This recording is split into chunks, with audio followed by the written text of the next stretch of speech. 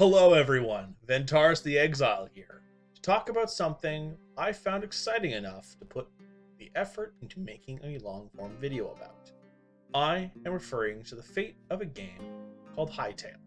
It has recently regained a massive amount of both its original popularity as well as some newfound hype, and it's also been something I have tried my best to follow over the past decade, and it has been a roller coaster the entire time. I am going to start off this video with a brief rundown of what Hytale is, the people behind it, and the history that has brought us to this point. This is mostly for everyone who is unaware of what Hytale even is, or for those who know but just want a quick refresher. So here we go. Now, what is Hytale? There are quite a few different answers to that question, but the simplest one is that at its core, Hytale is fundamentally a block game style sandbox RPG with many different interesting gameplay elements. You could be forgiven for thinking it looks a lot like a Minecraft Plus or Minecraft 2.0, but that could not be farther from the truth. Hytale not only has modding at the core of its development identity, but already has many features integrated into itself that could be considered mods in any other current block game. Starting on the adventure side of things, Hytale leans much farther into the RPG category, with many different weapon types, playstyles, and magic, all having different abilities and what I am going to call ultimates. There's also quite a roster of different enemies, allies, and structures that you will come across in your exploration, all providing unique challenges and hopefully fun. Flipping the coin, you have creative mode, which looks and feels like a live interactive game dev screen with a variety of tools at your disposal being made up of terrain generation and manipulation, on-the-fly editing of previously saved builds that can also be repeated and pasted to save time, and a built-in recording system to show off everything you make, among many, many others. Finally, the combination of both of those sides opens up the possibilities not only for future minigames, but an ease of modding the game to an extent unlike many other games out there, due mostly to how inclusive Hytale is meant to be for mods, other creations, and creators themselves. To go into more detail about all of this, a history of everything should probably be told.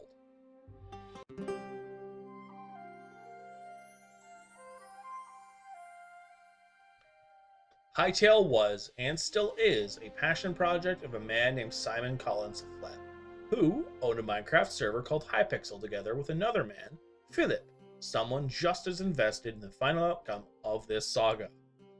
The Hypixel server was started back in 2012 for the purpose of discussing how to download Minecraft adventure maps, but over many years became one of the most successful, recognizable, and long-lived Minecraft servers, with many different game modes, mini-games, and even a few world records.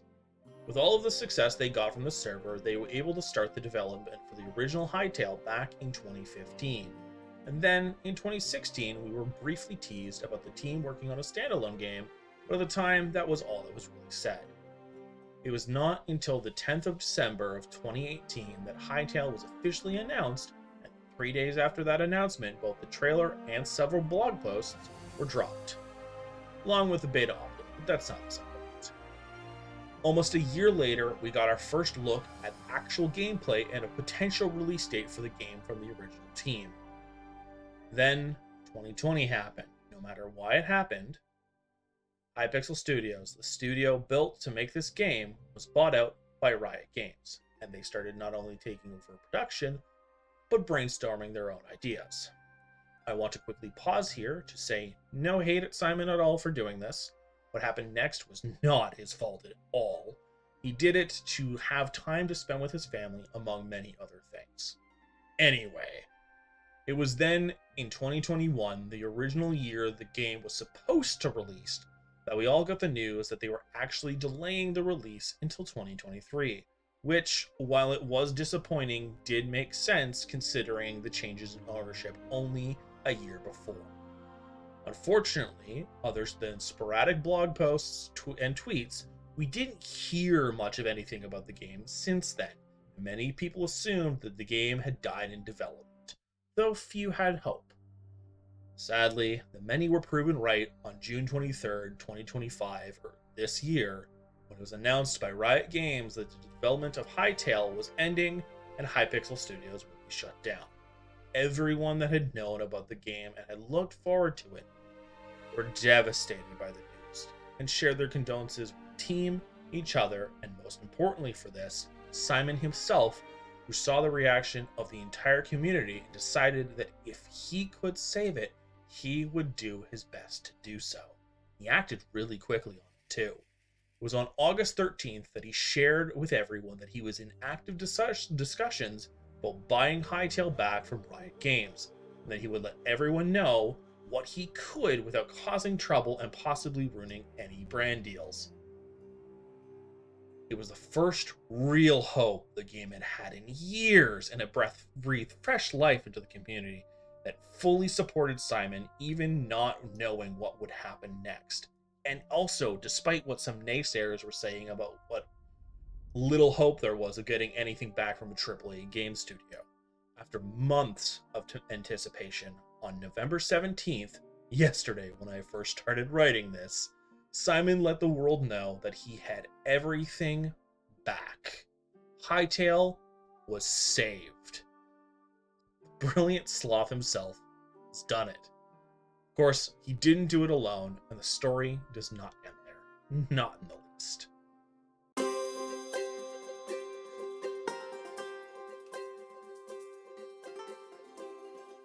Simon, as well as other members of his team, have been extremely busy, which has made this video interesting to make, to say the least.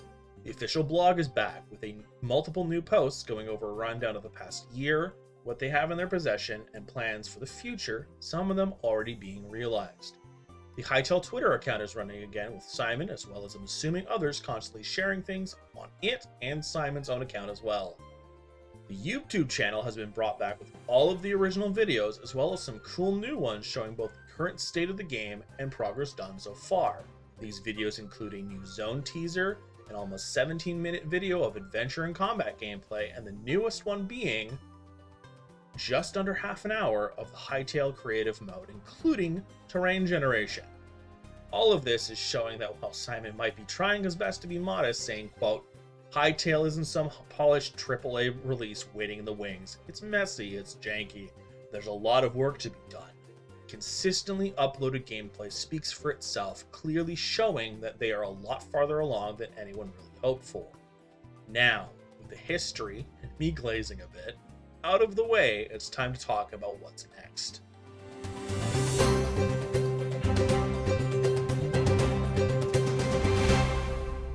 The game is not done yet, but you will be able to start playing the early access as soon as January 13th of next year, less than 2 months away from now. The pre-orders with different price tiers will be available December 13th, just a few short weeks away. Now, Simon is trying his best to be as transparent as possible, and he and his team are working super hard to bring everything together. They are choosing to do what they believe is best for the game's future to let us play as soon as we possibly can. This includes abandoning the cross-platform engine that was built by Riot, among other things, and while they plan on eventually revisiting a lot of the ideas that Riot had, they are in no rush to do so, which leaves us, community, with a few opportunities. The first of which is support, showing the team and Simon how much all of us care about this project and the effort that they are putting into it. The second is helping out, both in getting and trying the beta and being honest how we feel about it, while also realizing there will be a lot more to come in the future. The next is creating our own things, because while the game might not be 100%, we still are going to be able to mod everything as much as possible and even make our own assets. I will be leaving links down below to everything I can think of related to all of this. To clarify as well, Hytale will not be taking any money from modders, at least not for the first 2 years, and Hytale is using Blockbench for assets, which is a free and open source program so that anyone that wants to can make things in game. In fact, they will even have a supporter creator revenue share program that the Hypixel side has been using for years. Which is the perfect segue to insert a shameless plug here. I will be playing and streaming Hytale as soon as I am able to. In the meantime, though, I am going to continue to stream my Hypixel Skyblock adventures on my Iron Man profile and see if I can't get a head start on that creator code progress. You are all welcome to join me on here or any other of the platforms I will be streaming on, so don't forget to subscribe and hit the bell so it can tattle on me when I do so. Anyway, if it has not been made perfectly clear, I am super excited for Hytale to come out, and I think that Simon, Philip, everyone else on their team have been doing a fantastic job at everything. I want to thank them for not only getting Hytale back, but for how they are involving the community and letting us do all that we can, including using the art, clips, and screenshots of the game to get the word out there. 2 of which I have been using as backgrounds this entire time, and the other clips I've ripped off of their websites and stuff. There's permission, it's fine. Now, a bit of a joke message for Simon himself. If you happen to see this and are interested in having a fellow Canadian help out if anything, I am here. Now, for my serious final note for all of this. The fate of this game, after many years, has at long last been secured. Its future has never looked brighter than it has before. I know that many people have been covering this and have probably done a better and more extensive job than I have.